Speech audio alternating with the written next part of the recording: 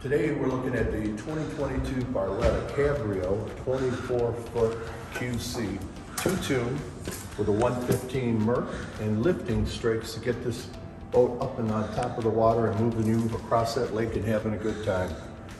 You notice the front of the boat, again, everything is standard.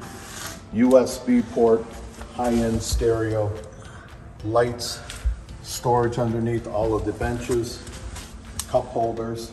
As you move to the center of the boat, you'll see these very beautiful captain's chairs, along with another USB port, a port for your phone, full Arrant system, full area gauges, full array of lights and switches, place to put your phone.